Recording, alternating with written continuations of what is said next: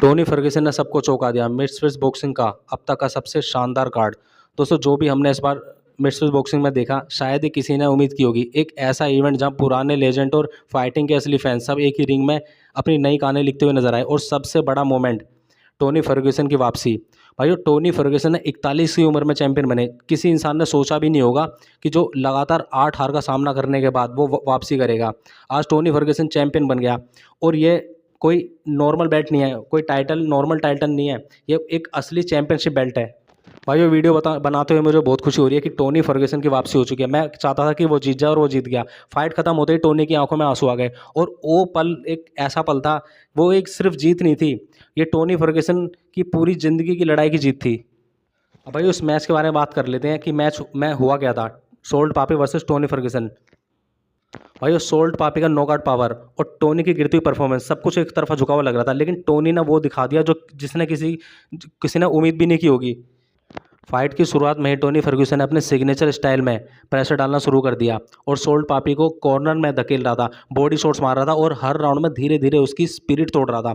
Round 3 में Tony Fergusson ने एक लेफ्ट स्ट्रेट पंच सोल्ट पापी के जबड़े पे लैंड कर दिया, लेकिन वो एकदम से पीछे हट जाता है। फिर टोनी बिना रुके फुल स्पीड में पंचों की बारिश कर देता है, left right upper cut hooks, जैसे उसकी उम्र कोई 25 साल की हो। रेफरी बीच में आकर फाइट रोक देता है। भाई यहीं से टोनी फर्ग्यूसन जीत जाता है और यहीं से टोनी फर्ग्यूसन की एक वापसी होती है, एक लेजेंड की वापसी। अब भाइयों बात करते हैं डैरेन टिल वर्सेस लूक रोकहोल्ड की। अब आते हैं उस फाइट्स पर जिसने टेक्निकल तौर पर सबसे ज़्यादा डोमिनेशन दिखाया। Darren Till versus Luke Rockhold, 3 round का मैच, लेकिन भाइयों ऐसा लग रहा था जैसे शुरू से लेकर एंड तक एक ही इंसान लड़ रहा हो, डैरेन टिल। हर राउंड में टिल ने वही किया, एक तेज़ राइट जैब और फिर लेफ्ट स्ट्रेट से क्लीन हिट। राउंड 1 में दोनों बार नॉकडाउन, राउंड 2 में टेक्निकल प्रेशर और फिर राउंड 3 में आया किल शॉट।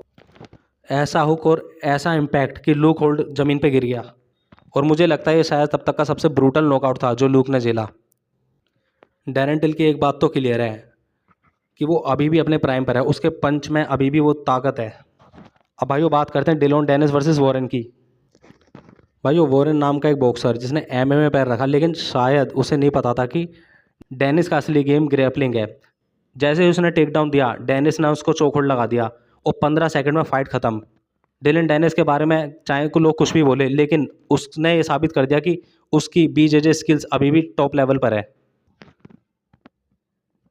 भाई टोनी फर्ग्यूसन की जीत सिर्फ एक बेल्ट की जीत नहीं थी, ये सब उन बातों पर थप्पड़ था जो कहते थे कि टोनी फर्ग्यूसन अब वापसी नहीं कर सकता।